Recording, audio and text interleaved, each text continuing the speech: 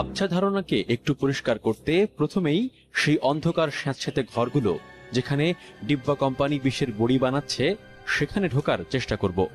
কিন্তু ডিব্বা কোম্পানির অন্দরমহলে ঢোকার জন্য সদর দরজার চাবি দরকার। মানবিক ছদ্মবেশে পাশবিক যে ব্যবসার গুণগান গাইছি, নাম তার ডিব্বা ব্যবসা। আপনাদের শিক্ষিত চোখ আর উর্বর মস্তিষ্ক নিশ্চয়ই এতক্ষণে ডিব্বা তত্ত্ব সম্পর্কে কিছুটা ধারণা করতে পেরেছে।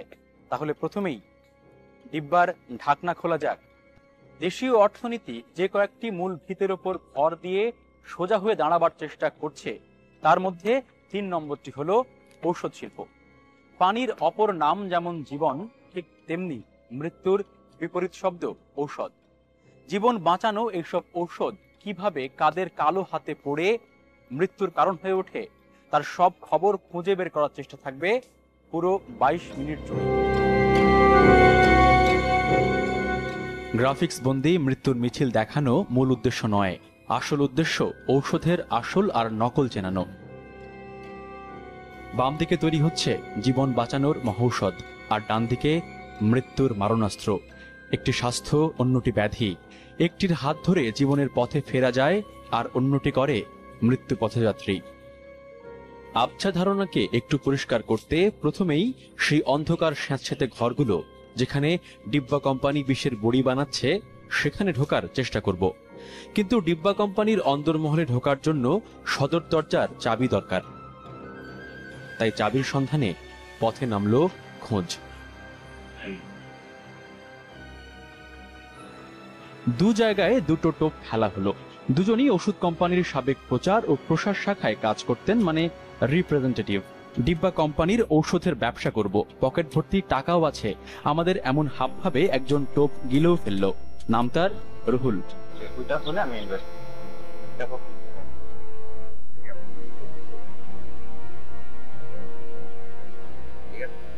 তার হাত ধরেই নজরুল নামের দ্বিতীয় চরিত্রের আবির্ভাব, যার কাছে গুদাম ভর্তি বিষের ডিব্বা আছে, আবার ব্যবসার ইচ্ছেও আছে।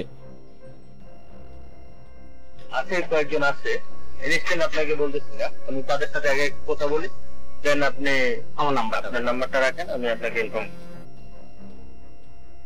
প্রথম টোপ রাহুল আর নজরুল মিলে যখন গিলে প্রায় সাবার করে ফেলেছে, এই সময় তানভীর নামের তৃতীয় চরিত্রের সন্ধান পাওয়া যায়, যিনি বড়সড় একটি ডিব্বা কোম্পানির বিপণন প্রধান। টেলিফোনে আলাপের সূত্রপাত। আপনি আছেন কোথায়? আমি আছি এই যে স্টেশনটার নিচে আছি। কে ওই যে অরোরায়? ফোন আলাপে ব্যবসার ভূমিকা শেষে মোটামুটি নিশ্চিত হওয়া যায় তিনি আমাদের সেই কাঙ্ক্ষিত চাবি মানব, যার মাধ্যমে ডিব্বা কোম্পানির অন্দরমহলে ঢোকা সম্ভব। তাই আলাপে রসের মাত্রা বাড়িয়ে দেয়া হলো। আমি আপনার জন্য আর কতক্ষণ ওয়েট করবো, এটা একটু বলেন। আইবেন তো ভাই না? শুধু কথাতেই যে মাঝে মাঝে চিড়ে ভেজে তার প্রমাণ পাওয়া গেল একদিন পর তানভীরের ইনকামিং কলে, যেখানে প্রাথমিক আলোচনার উচ্চ মাধ্যমিক ফলাফল হিসেবে মাল ডেলিভারির প্রস্তাব পেল ব্যবসায়ী ছদ্মবেশী খোঁজ টিম। হলো 500 পিস, এমএমএক্স হলো 100 পিস, আর ক্যালজুয়াল হলো 200। এই হলো টোটাল 800 পিস আপনার সঙ্গে অর্ডার করা আছে। দাম আসছে 1,42,000। 1,42,500। ডিব্বা কোম্পানি ভ্রমণের ভিসা যখন প্রায় হাতে, তখন দ্বিতীয় ধাপে পা রাখা যাক, যেখানে বিষের ট্যাবলেট ক্যাপসুলের জনপ্রিয়তা বাড়ানোর মূল কাজটি যারা করেন তাদের সঙ্গে আলাপ হবে। গল্পের গোড়াতেই কু দিয়ে শুরু করেছিলাম, কিন্তু যার কুগান গাইছি সেই ঔষধ শিল্পের সুগানের স্বরলিপিতে একটু সুর বসানো যাক, তাহলে সাদা ক্যানভাসে কলঙ্কের দাগগুলো বেশি স্পষ্ট হয়ে ধরা দেবে। আমদানি নির্ভর অর্থনীতির দেশ বাংলাদেশে ঔষধ শিল্পে আমদানিকারক দেশের পরিবর্তে রপ্তানিকারক দেশের গৌরবময় তালিকায় নাম রয়েছে আমাদের।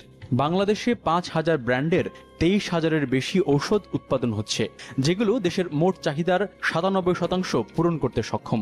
অথচ স্বাধীনতা পরবর্তী সময়ে 96% ওষুধই বিদেশ থেকে আমদানি করতে হতো। সেদিন খুব একটা দূরে নয়, কথাটা এক অর্থে ঠিক, কিন্তু অঙ্কটা যদি অন্য সূত্রে সমাধান করা হয়, অর্থাৎ সম্ভাবনাময় ঔষধ শিল্পের সুনামকে পুঁজি করে পরজীবী হয়ে বসবাস করা ডিব্বা কোম্পানিগুলোর দৌরাত্ম্য যদি না কমে, তাহলে মহাবিপদ। সকালের রোদ্দুরের বয়স তখন সবে 4 ঘন্টা হয়েছে, মানে ঘড়ির কাঁটায় সকাল 10টা।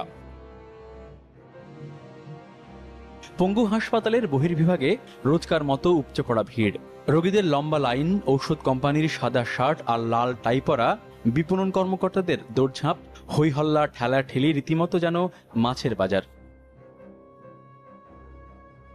দীর্ঘ অথবা স্বল্পদৈর্ঘ্য অপেক্ষার পর ডাক্তারের রুমে ঢোকার অনুমতি মিলছে। মিনিট কয়েক পর কেউ হাসি মুখে, আবার কেউ বা মুখে অমাবস্যা চাঁদ আর হাতে একখানা প্রেসক্রিপশন নিয়ে বের হচ্ছে। এর মধ্যে হাসি মুখ একজন রোগীর ব্যবস্থাপত্র দেখতে তার সাথে আলাপ জমানোর চেষ্টা শুরু করলো খোঁজ টিম।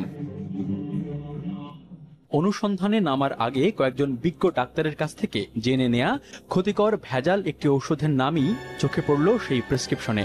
অল্পবিদ্যা ভয়ঙ্করী হলে যেমন হয় আর কি। অল্পবিদ্যার দৌড় ঠিক গন্তব্যের দিকে নাকি ভুল পথে সেটা পরখ করতে রোগী প্রেসক্রিপশন নিয়ে সোজা পাশের ফার্মেসিতে হাজির হলাম। ক্যালসিয়াম ঘরানার সেই ঔষধ মনিটরের দর দাম আর বংশ পরিচয় মিলল সেখানে। এই যে প্রেসক্রিপশন, এটা তো আমি বিক্রি করিনি। আপনার লোকিত দোকান থেকে এটা দিল। কে দিছে আমি জানি না। আপনি জানেন না? আমি জানি না। আমি আপনার দোকানে এটা আছে না? আমি ওই ভদ্রলোক, এদিকে আসেন। এটা আপনি আমাকে দিয়েছিলেন? এই ওষুধটা নিচ থেকে আমাকে দিয়েছিলেন এই ইয়ে দেখে, প্রেসক্রিপশন দেখে? এই প্রেসক্রিপশন দিছি তো।